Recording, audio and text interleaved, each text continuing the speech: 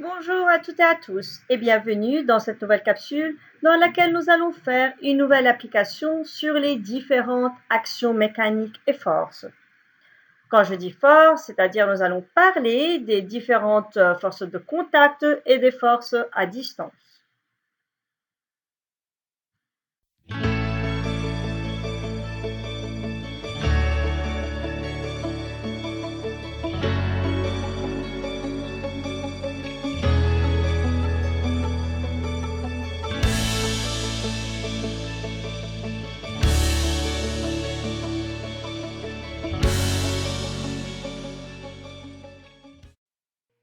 Voilà, dans cette application, nous avons un solide qui est placé sur une table horizontale, comme le montre le document 1.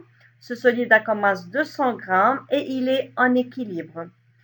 Il y a deux forces exercées sur ce solide-là. Il y a sûrement son poids, vecteur P, et donc en valeur grand P. Et il y a la réaction normale, grand N, grand vecteur N, de la table, c'est-à-dire du support, de valeur grand N. Nous devons prendre la valeur de G égale à 10 newtons par kilogramme dans la suite de cet exercice. La question est la suivante. Toutes les affirmations suivantes sont incorrectes, alors nous devons les réécrire correctement. Première affirmation, P est une force de contact alors que N est une force à distance. Deuxième affirmation, la valeur grand P du poids de S vaut 2000 newtons. Troisième affirmation, vecteur N est vertical descendant.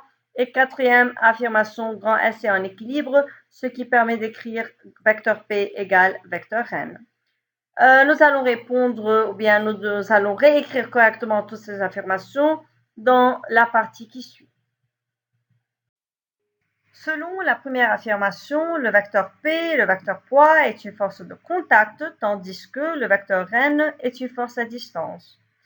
C'est sûrement incorrect, puisque le vecteur poids est sûrement une force à distance, puisqu'elle peut être exercée sans contact, sans avoir un contact entre le solide et la planète Terre, tandis que le vecteur N, la réaction normale du support, la réaction normale de la table, est une force de contact, puisqu'elle nécessite un contact pour qu'elle soit exercée. Alors, autrement dit, il faut avoir un contact entre le solide et la table afin d'avoir la force grand N, tandis que pour le vecteur poids, pas besoin d'avoir un contact entre les deux corps pour que cette force-là existe. Alors, vecteur P est une force à distance, alors que vecteur N est une force de contact.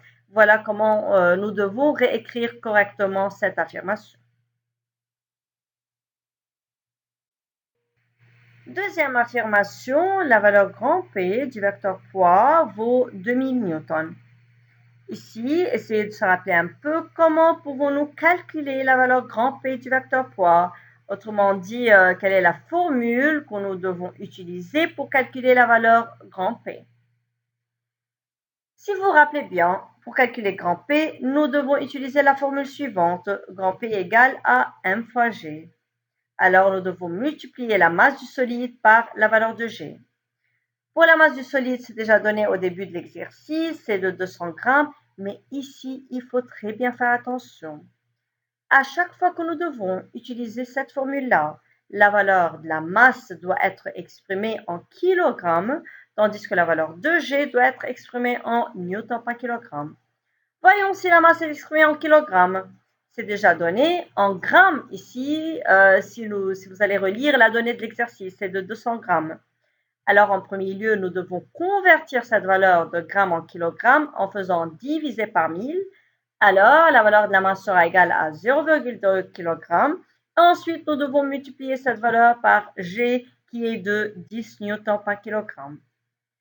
Par suite, nous obtiendrons la valeur grand P du poids de S qui vaut 2 newtons. Alors, sûrement, ce n'est pas 2000 newtons, c'est incorrect d'écrire 2000 newtons, c'est en fait égal à 2 newtons. Alors, nous pouvons corriger l'affirmation comme suit. La valeur grand P du poids de S est 2 newtons. Voilà comment on la corrige. Troisième affirmation, la réaction normale, vecteur N, est verticale descendante. Voilà, cette affirmation est aussi incorrecte puisque la réaction normale, vecteur N, est verticale, ça c'est correct, mais c'est ascendante. Pourquoi c'est ascendante? Parce que, essayons de représenter cette force-là sur le document 1.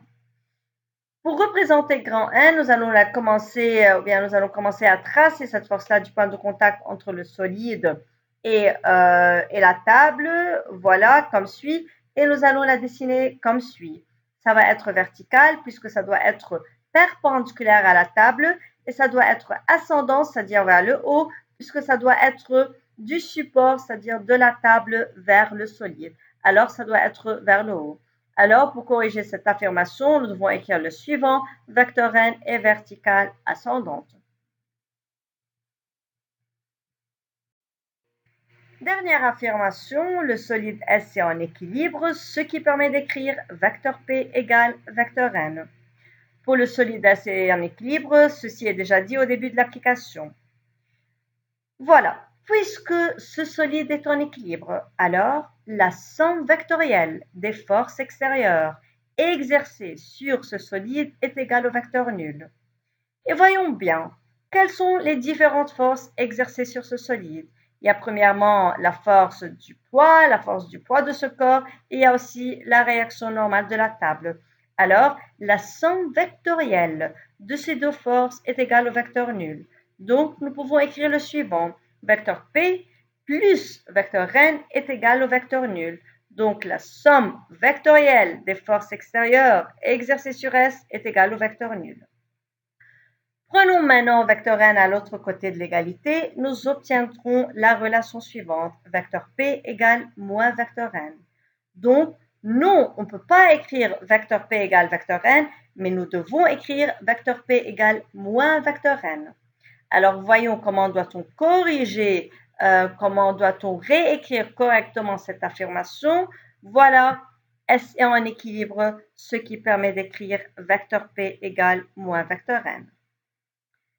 C'est tout pour cette application. N'oubliez pas de s'inscrire à la chaîne, de cliquer sur la cloche pour recevoir des notifications sur toutes les applications similaires. À bientôt!